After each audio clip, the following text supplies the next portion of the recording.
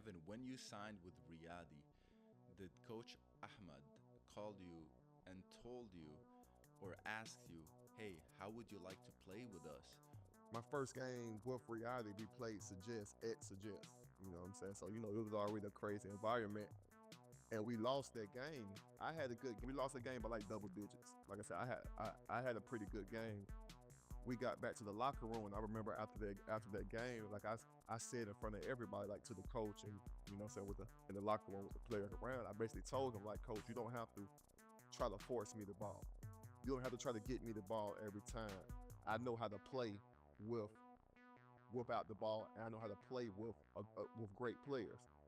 And so after I said that, like we kind of like really took off because I knew how to play off of YL. I knew how to play off of Prince. I knew the spots to be in. Like I didn't need the ball in my hand, dribbling the ball the whole time. Like so, I became the piece that we needed on that team, which was I was a catch and shoot guy. I was every now and then I get me a couple post ups with a mismatch. I was a backdoor cutter. I was a spacer. You know what I mean? Like every now and then I come off a couple ball screens, stuff like that. But I learned how to play off of. I learned how to play off of these guys. Whoever subscribe to the YouTube channel, like and comment to this video, we're giving a free shirt by the one and only Kevin Murphy.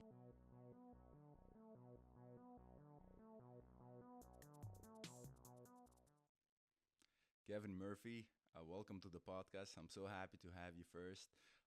You played in the NBA with the Utah Jazz. You also played with Orlando Magic. You were one of the best players too in the college when you played. And I think one year you averaged 50 points. That was the most scored from a point guard this year. It was 2011, 2012 with Tennessee Tech. So I'm so happy to have you on the podcast, man. Welcome. Man, thanks for having me on here, man. No problem. First, welcome back to Lebanon. I know you played with Riyadi for a year, and that was very, very interesting too. And you played all over, man. You played in China, Saudi Arabia, even France, and I don't know, you name it. You played every single country, and now you're in Lebanon. First, how does it feel traveling, man? All of this, and now being here in Lebanon. Um, at first it was like amazing just to travel to different countries and see uh how people live in different countries, how their culture is. Like it was amazing. But now I think like I've been somewhere everywhere. I've been like you said, Japan, China, Philippines, France, Croatia. I've been to Africa. I've been, Lebanon, Saudi Arabia. I've been everywhere. So with me right now, it's kind of like uh, I done seen a lot, you know what I mean? So it's it's okay. It's still fun, but it's like I don't have to see nowhere else if I don't want to. You know what I mean? Yeah, right. You also, we were discussing just before we started the podcast that Antonioة this year, they have actually a very good team. I mean, I think teams, they should be scared of Antonioة. We were talking about Miguel Martinez and Patrick and you and even Brian Mansour. hmm yeah, like I said, we have a lot of young guys on our team that I think in right now they're really good, and I think they can be even better with just playing for years and being with this team, staying with the same team for years. But we have a lot of guys with experience also, so it's kind of a mix. We have like you said, we have Patrick, we have Miguel, we have me also who's played in the league. We have Kern Roach who definitely played in the league before. So we have a lot of guys that's still we have young, the energy, and we have the vets with the IQ, with what I'm saying, stuff like that. So I think uh on down the line, like maybe like 5, 6 games in, we go like once we start meshing, it's gonna be scary for a lot of teams. Right. That being said, you started the first game, you lost. How do you feel about hmm it? Is it like because the team is still new? hmm Yeah, we're still pretty new, like Curvin only practiced with us maybe like one time, 2 times before we played that game. So we had a couple scrimmages against like Beirut Club and stuff like that, but we all played well. But we still really getting to really know each other, like know. where certain players like to catch the ball, like, you know what I'm saying, learn of our defensive scheme, our defensive identity. So we still learning. We lost a close one. Uh, we really fought pretty hard towards the end. So I think if we just bring that same energy that we did in the second half of last game in every game for 40 minutes, I think we'll do well. Yeah, I think it was like a 3 4 points difference, and I didn't watch that, but I was checking it live, like live results. And I was like, I hope they win. They deserve it first. And but yeah, I think at the end it was like a matters of couple of points that made the difference. But I think, like you said, the team is. I mean, I don't know. You think you can beat Sages and Riyadi with that quality of a team? Because I think, I, I mean, they're great players. I really do. I really believe on any given night we can beat any one of the top teams. You know, like I do believe if we all come in focused, we all first of all we all healthy, we all you know what I'm saying in great game shape. I think we'll be able to stick around with some of these guys. We actually got a big test tomorrow. We play Beirut. We play Beirut Club tomorrow, so that'll be a big test for us just to see where we're at. You know, just to see what we need to do. And coach gave us a great game plan to go out there and execute it and just hopefully come prepared, which we are, and then just go out there and fight. Hmm. Would you rather, Kevin, play with a team that has a lot of underdogs players, or play with a team that is already big and has like superstars? Um, for me, I I've done both. You know what I'm saying? I've played with both, and like I could just give the example of just me in Lebanon. Like for example, I was with Riyadi. You know, Riyadi has great players on their team. You know, they got the YLs, they got the Prince, they got the KZ, they got everybody on their team, which is a great team. And I was able to find my plug into that team and still be great at what I do with these great players. So it was kind of I don't want to say easier, but it was I had players that I knew I didn't need to score a lot of points all the time, you know, so I could still do my thing, or I didn't need to take a lot of shots. You get what I'm saying? Like I didn't have to the load wasn't as much on me, if you understand what I'm saying. So it was kind of that was kind of like a great situation. You know, we actually won that year, but with Antonine this year, it's kind of similar because right now we have imports. We can have three imports on the floor at the same time.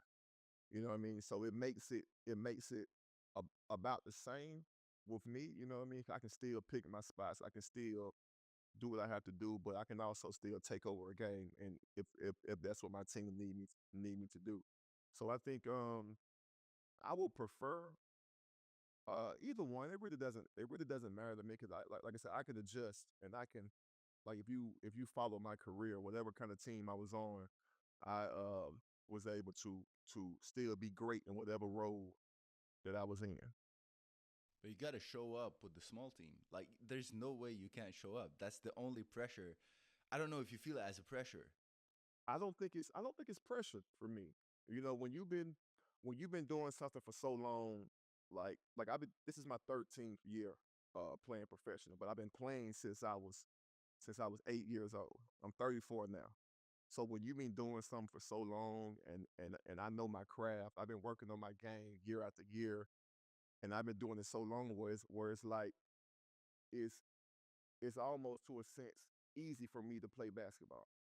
Like it's easy for me to go out there and do what I've been doing since I was 8 years old. So for me, it's no pressure for me. Like I play at an even keel. Like I never get too high, never get too low, no matter what I'm how I'm performing in the game. You know, if I'm performing, if I got 40 points or if I got 20 points, I'ma still be an even keel. So that's my mindset. So I go out there like with just to play free, have fun, and just do whatever it takes for my team to really, say, get a win. Hmm. Take me back a little bit, Kevin, when you started playing professionally, and I think you started with the NBA and with the Utah Jazz, and you were drafted there. Tell me a little bit about the experience because I was also checking about your minutes played in the NBA, and after in the D League and G League, and you weren't able to sustain a lot of time in the NBA. Can you tell me more about that? Why Kevin did not play a lot of time in the NBA, and in college you were doing fantastic. What Yes. happened in the NBA? So I mean, the NBA is the best league in the world. It's where every kid dreams of going. Like it's the top of the top. This is where you want to be. You want to be in the NBA. It's the greatest accomplishment in the world. But you still have to understand that it's all about the situation. Like if you go into the league in a great situation and they kind of let you play through your mistakes, or they want to build you from a rookie all the way up. Like you have to be plugged into the right situation. And for me, on that team with the Utah Jazz, we was a team like in the eighth, ninth, 10th seed all throughout the year. So we was fighting for a playoff spot, and we had a whole bunch of like veteran guys. We had the Randy Foys, the Mo Williams, the Al Jefferson. This is when Gordon Hayward was young, so we had a situation where we really trying to make the playoffs. So every game really counted for us, and there wasn't no room for them to throw a rookie in like myself to to get minutes. You know what I'm saying? Like I only played like if we was up 20 or we was down 20. Like I got like the last 3-4 minutes of a game or something like that. So um and you have to understand it's more than just basketball when it comes to the NBA. Like it's a business. So with a guy like me who's a second round pick, who's making minimum, which is basically I'm making the least on the team, you got to understand the guys who this team has invested more money into, or invested more time with. They have to try to see if that investment is going to work out. You know what I'm saying? So they give them a little bit more leeway with it. And I never just got the right situation when I was in the NBA. Hmm. Do you feel like you were happy when you were in the NBA? Man, I was far as like the lifestyle and like just being in the NBA, the money, the pay, playing in the States, man, I loved it. I loved every bit of it. But when it comes to the basketball side, like I had to understand quick it was a business. See, I was always taught from my grassroots days to my high school days, college days. I was always taught the guy the guy who goes into practice and works hard and beats out this other guy in practice, you're gonna play. If you're performing and earning your coach's respect, or earning your coach's trust in practice and stuff, you play. It's not like that in the NBA. Like you basically have to wait your turn. Like you gotta like when they want you, then you go out there. But other than that, like anything you do, it's almost like you know what I'm saying? We still got other players that we in front of you. You get what I'm saying? So that was the toughest part for me. Like I was for sure happy, like far as like, you know what I mean, the lifestyle. But like playing wise, nah, I wasn't. I didn't understand it. You get what I'm saying? Like I didn't understand that. Like why is this guy that's playing in front of me? And if I'm in practice and I'm going against him and I'm doing better than him, why am I not playing? You know what I mean? So that was the hardest thing for me to adjust to. That was, and I would say if I can, um, I may have not handled it the right way.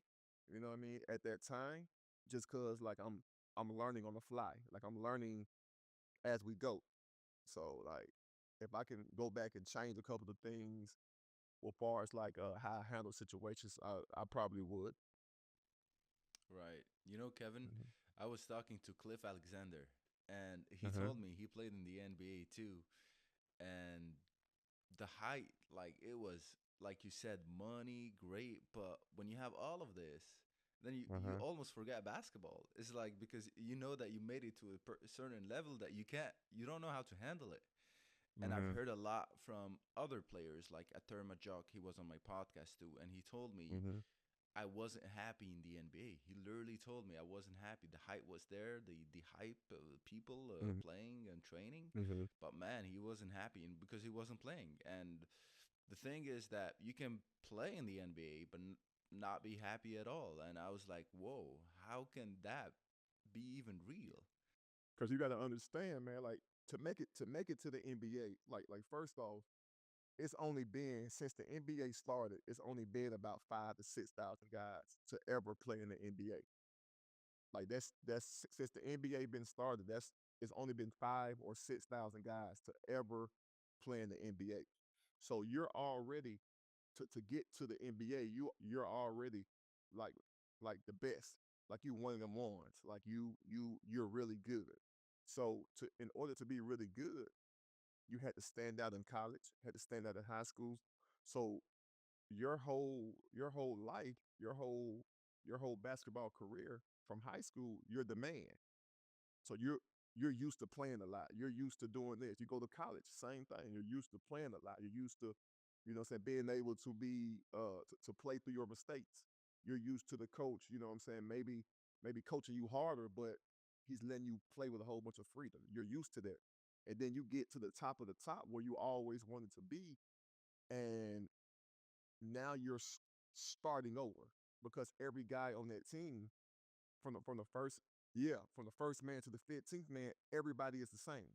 You know what I mean? So like I always tell people this: you have the superstars and the all stars in the NBA. Like those are like God's gift, like the LeBrons, the Stephs, the what I'm saying, the KDs. Like you can't touch those. Like nobody can really beat them. But from like the sixth man to the 15th man, it's all about opportunity. Like if you give any one of those guys the minutes or the shot attempts or the time on the floor, they will all succeed in their role. You get what I'm saying? So you really have to have an ego check when you go to the NBA.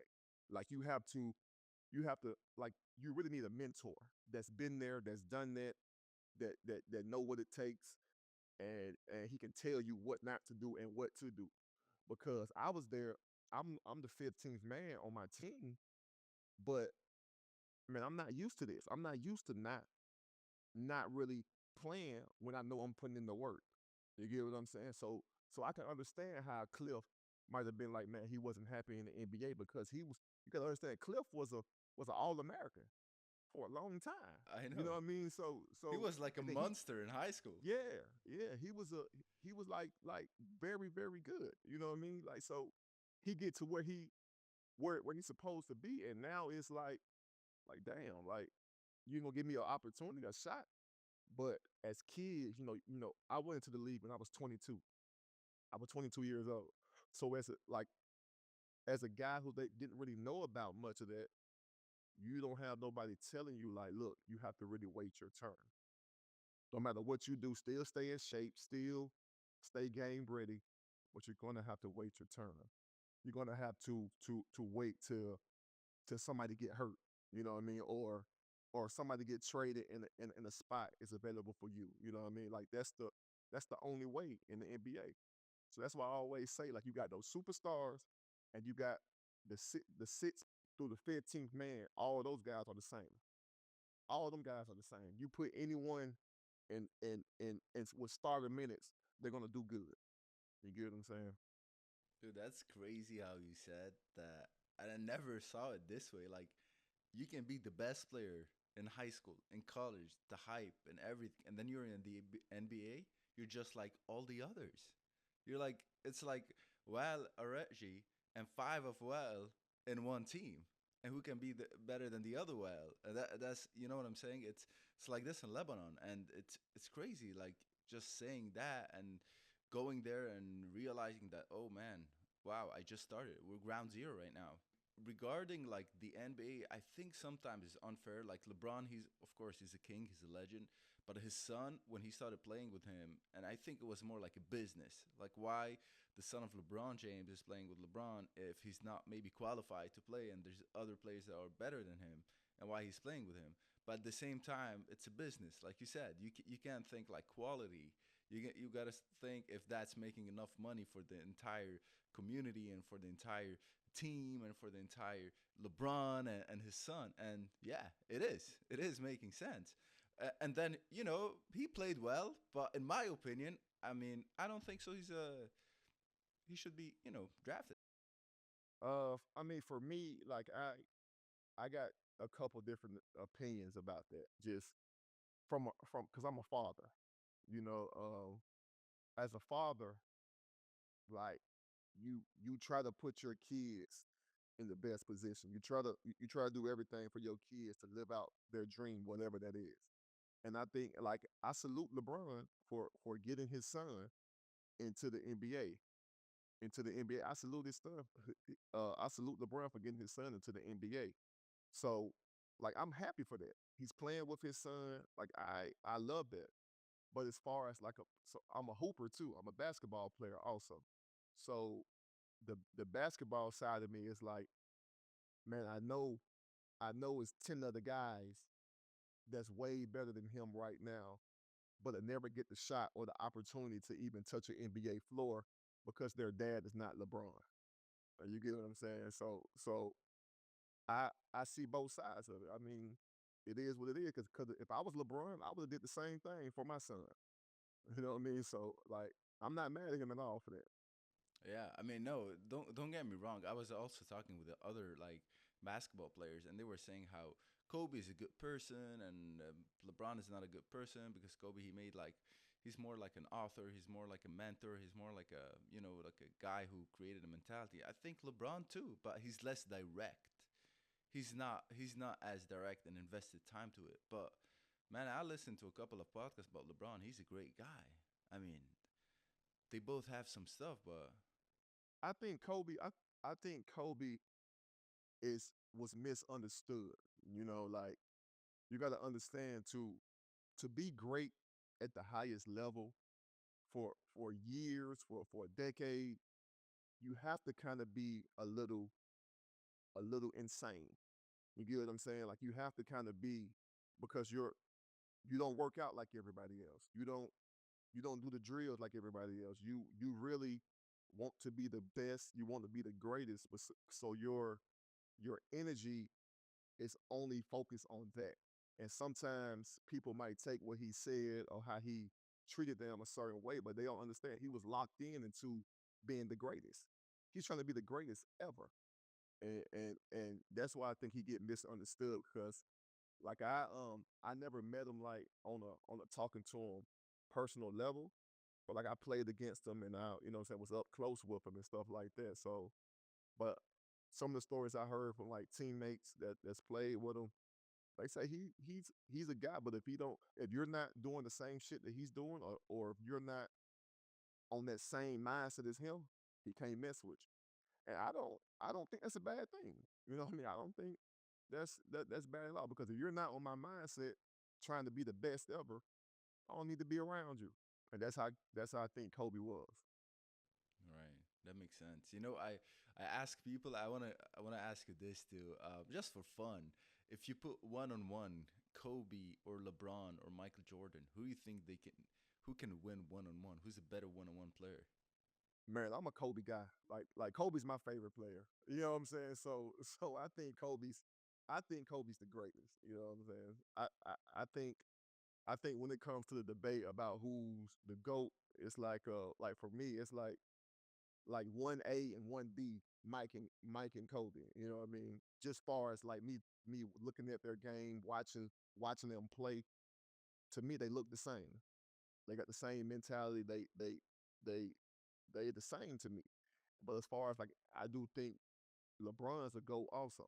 You know what I mean? Just his longevity, the stuff that he's done, the records he's broken. Like it's amazing what he do. I don't think there'll ever be another LeBron, or at least for another 50 years. You get what I'm saying? So I think he's a GOAT too. I think all of them great in their own right. But if we're going one on one, I'm going with Kobe all the way. Yeah, you go with Kobe. Okay, that's a good call. Kevin, what about you? How do you train like personally? I know you travel a lot. You play with teams, contracts. How do you keep your like physicality on the top level at your age? So Man, like I train almost every day. On the off season, like when I'm at home, I train almost every day, and I've been doing it for years, man. I've been doing it since maybe I was like 18, 19. Like I've been really like I'm a gym rat. I love to be in the gym. So with me, when I go home, like now, when I go home, I like training and working out with younger kids, like high school, um, college kids. I like working out with them because they keep me they keep me sharp as far as like when I work out with them, I try to make sure I make every shot or I do every drill or or every move crisp just because I know they're watching me and they're looking up to me and how I'm working because I've been on every level they're trying to get to. And plus I don't wanna like miss shots and they see like, oh damn, he's not like that. You get what I'm saying? So they kind of keep me polished and keep pushing me. And I'm still like I'm showing them the way. I'm showing them what it takes. I'm showing them the work ethic you gotta have to get to the next level. So I train all the time, man, when I'm at home with high school cats, with college cats, with my trainer, with my guy Swain. He uh he been doing it with me for years, man. So that's what I've been doing. And I play a lot too. Like I play pickup basketball a lot too. Mm. Hmm. You know, I was talking to someone. I don't know if that's true. I've never seen it. I've heard of it. I don't, and he was telling me that Steph Curry, he trains crazy, and he actually, and we were talking about like weights and numbers, and he said his like max deadlift hex bar is like one RM is like 400 or 500 pounds. And I was like, really? That small guy is 400, 500 pounds. He's like, yeah, he can lift 400, 500 pounds. And I'm so impressed how like a small guy like him can lift that much weight. And I think he's like what, 170 maybe, 180 ish, Yeah, 190 I would maybe say. like yeah, maybe 190. He might be like Yeah. 190. But man, I believe it. You know, you like for me for instance, I don't lift as much weights as like I used to, just cause I would right at my age now I would rather like go through the skill, go through the motion of basketball. Like I would rather go train on the court and then go play pickup basketball and work on the moves I just trained or work on my skill set. So I would rather do that than to lift weights because it still keeps my body in shape. It keeps my body with the movements I need to have when I'm playing out there. It keeps all of that together for me. But I think far as like I mean everybody's different. You get what I'm saying? Everybody's different when it comes to training. Cause I used to lift weights a lot. Like my college was like into the CrossFit, you know what I'm saying, training. So we did a whole bunch of that when I was in college.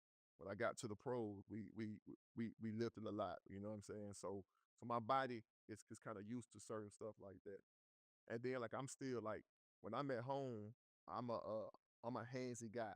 Like I cut my own grass, you know what I'm saying? I mow my own lawn. Like I build things around the house. So I'm always actively, you know what I'm saying, doing stuff. Right. You know, muscle memory. That's all you need. Sometimes at a point you don't need to lift heavy. You just have to just remind your muscle that hey, just Yeah, this is I the was talking movement. to like some of the young guys on the team now, like my young guy Thomas. He was asking me maybe like today or yesterday. He was asking me like, man, like how do you like go out there and just be so calm and you knock down all these shots and stuff like that, and you don't even warm up. I say, man, like for me, like I don't need an hour before a game or before a practice to to warm up what I'm doing because I'm so used to doing it. I've been doing it for so long. Like I can come out 15 minutes before a practice, and as soon as we going, like I'm ready because I know I have trained my body. I have trained my mechanics, my shot for years and so long. I know how to do it. Like like I can't forget how to shoot a basketball. You get what I'm saying? Like it's just muscle memory for me. Like and he was asking like, man, like God, man, I'm watching you and you don't even warm up. It looks so effortless to you. That's because I've been doing it for so long. That's what I told him. Man. I said, man, you just got to stay in the gym, stay locked in, and just know what you're working on, and just get better with that. Critique your own self. Like you know what you're doing good, you know what you're doing bad. You know your game better than anybody else. You get what I'm saying? So soon as you get in the gym, you know what to work on. You know, you know if you can't dribble left and shoot a jumper, you know you need to work on that. You know, you need to get to it. So that's what I've been doing for so many years, man. So it's like once I step on that court and the ball go up in the game or we in practice and we get to practicing, like I know that I can do this. Like and I think I'm very good at you know what I'm saying at doing it. Throughout the years, how did you kept working on your weak points? Like because you travel a lot, so you're not stick with one coach, with one team that you can a little bit reflect on how you're doing 2 years ago and now in the same team. You're like moving. You're a traveler. And how do you like assess yourself? Like how do you say, okay, this year I have objective numbers other than points, like in practice. Like I've been better than the last year or the year before, or I don't know, in 3 years that's my goal. Like where are you at in that process? So with me, like I said, like the work that I put in is it's proven to work. Like I know it works because I've been a professional and I've been doing it at a high rate for a long time. So with me, when I have different coaches, like like Ralph, like he asked me before I came here, he was like, "Man, do you have any like options that you want to do? Like, you know what I mean? Like you do you like coming off pin downs or do you like the ball on this side?" And I always told him, I was like, "Man, I can play any way. Like any way, like you don't worry about trying to accommodate me. I can fit in. Like once I see how the team is, once I see what the team needs, and once I see, okay, I know I can fit in doing this, like I can do, I can turn it on like that. So and I and all this is just me training and me been doing it for so long. Like I've never had a coach that that took me out of my game because I can play so many different ways. Like for instance, with Riyadi, I didn't have the ball in my hand that much. Like I became like a pin down, a spot up shooter, or playing off YL. You know what I'm saying? Every now and then I get a ball screen, a backdoor cut. Like I learned how to play with them because I knew with that team I didn't need the ball that much in my hand because we have great ball handlers. Like the year before that, or the team I was with before I came to Riyadi, I had the ball in my hand a lot. I was in the Philippines. I averaged like 35 points in the Philippines because I had the ball in my hand, and that's what my team needed me to do. You know what I mean? Like you can go on down the list. Like every team I've been with, I played the four, the position four when I was in Saudi Arabia. You know what I'm saying? So anything my team needed me to do, I know how to plug myself in because I trust my work. I don't think nobody for me. I don't think nobody. I haven't ran across nobody that made me feel like they got the upper hand on me or made me feel like I'm not as good as I know I am. You get what I'm saying? Because I know the work I put in. So that's all it is. It's just the work and just me seeing a, a need that need to be filled with a team. That's all it is. Kevin, when you signed with Riyadi, did Coach Ahmad call you and told you or asked you, hey, how would you like to play with us? Or he told you like, hey, you're here. That's what we expect from you. That's what we want you to do.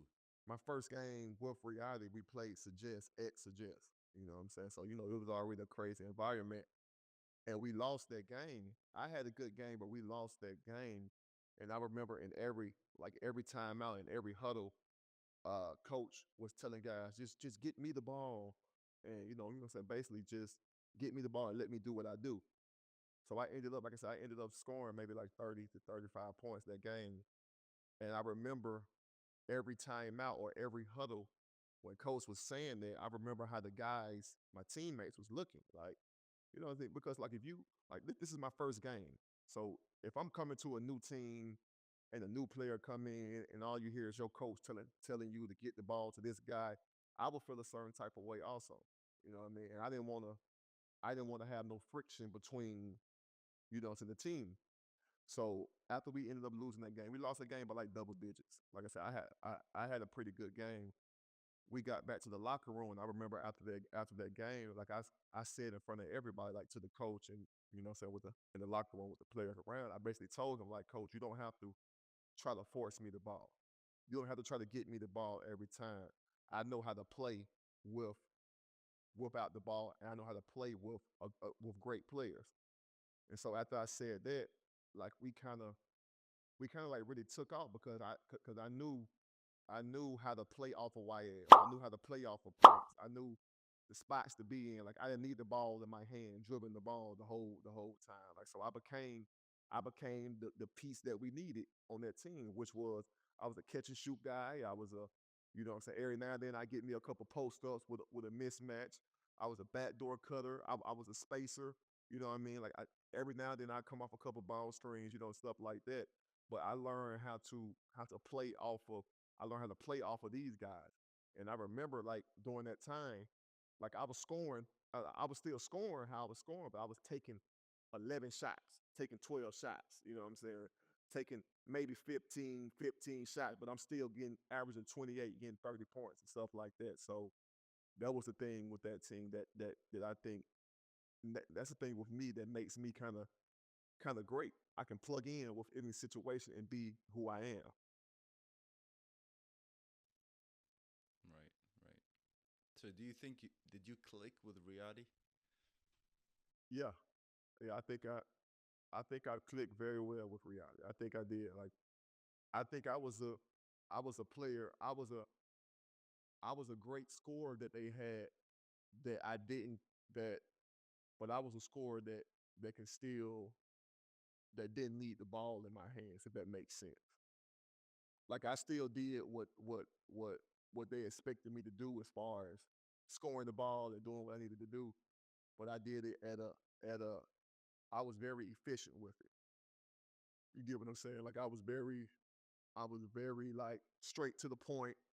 Like I remember in some games with Riyadi when I was playing with Riyadi, man, like I didn't even play the fourth quarter in most of the games. You know what I'm saying? Because we was clicking so much where like I would get run off like 10, 12 straight and we go on these big leads and like so by the fourth quarter I'm not even playing. So we had a very good chemistry when I was on that team with me and Dua. We had a great chemistry. Great. All right, let's do some Q&As. We have a couple of ones, Kevin. The first Okay. question is by an account called Footy.szn, and he's Mhm. asking who was the funniest teammate in Riyadi. The funniest teammate in reality was KZ. Uh, KZ was the funniest one for me. Like he always had jokes. You know what I'm saying? He always was like the bring the energy type guy. So for me, he was the funniest one. Okay. The same account is asking you, what do you think about Kerwin Roach? You played against him in the 2020, 22-23 season Final Four. Hmm. Current Roach is a great player, and he's still young, so he has a chance to really establish himself, like build his career in this region. And I think he's going to do a good job of doing that. I remember when we played against him when I was with Riyadi, like he was very athletic, like he was real athletic. Like I just remember him like skying over for rebounds, dunking the ball. So he's a great player, and I think he has a chance to really stay in this region over here for the next 6 to 10 years if you want to. You know what I mean? But like I tell him all the time, like you have to win. Like over here, they like winners, so you have to win. Okay. For the next one, I won't tell you the name of the person, but that's a tricky test for you. Who's your favorite twin in Antonine? That's the twin. I like both of them, man. I like both of them, my guys. Like, but he just told me because I'm going home for the break um, next week. he want me to bring back one of those Riyadi jerseys from the year that I played with Riyadi for him. So I'm gonna bring it back for him. I'm gonna try to get two and bring them back for both twins. So do you know who I'm talking about? Yeah, I know exactly who that is. Do you know who I'm talking about? Uh-huh. Okay. Someone is asking you, Bilal, do you love Riyadi or you enjoyed Riyadi more than your own team right now, which is Anthony? Um, like I really enjoyed reality, just on the stuff that we accomplished, the championships and stuff like that. I enjoyed the players, I enjoyed the staff. But this team I'm on now, like I said, I just got here maybe. I only been here maybe a month. So I'm enjoying the time here also. I'm enjoying the younger guys really locking on to me and asking me questions about how I do certain things or what I should do here. So I'm enjoying the mentoring with these younger guys and I'm really enjoying the challenge of making this team a top 14. Like that's what's really making me like okay, like I want to make this team a top 14 in this league. Mhm. So can the top teams in Lebanon compete against the European teams you played for? That's Alex Malo is asking. Let's say Riyadi. Can Riyadi, because we know Riyadi is dominating all over the Middle East, can Riyadi play and compete against one of the best teams you played in Europe? I don't think they could beat none of them. No, because like I said, I played in the Euro League and the Euro Cup. You get what I'm saying? So those are some of the best teams outside the NBA. You get what I'm saying? So but I do think Riyadi is one of the best teams in this region for sure. Like they're for sure like some of the best team, one of the best teams in this region. And I think Lebanon is one of the best countries as far as basketball in this region. Like when it comes to competition and stuff like that. And I don't play some of everywhere in this region. Like, Dubai, Bahrain, Saudi Arabia, Kuwait. So I don't play some of everywhere. So I know that this league is by far the most competitive one.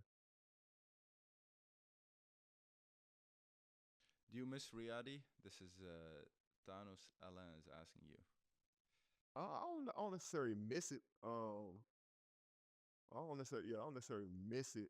I just think that we like our time that we had great times, and we won a championship. So I brought a championship to Riyadh, which is great, which was great for me. So I wouldn't say I miss it, but I definitely enjoyed my time. Hmm. Kevin, it was a pleasure talking to you. At the end of each podcast, I like to do a giveaway. We're giving. So you're going back home and you're bringing a Riyadi jersey, right? Yeah. Yeah. So guess what? You have to bring two right Hmm. now because one of them we're giving a giveaway. Whoever signed, whoever like subscribed to the YouTube channel, like and comment to this video, we're giving a free shirt by the one and only Kevin Murphy.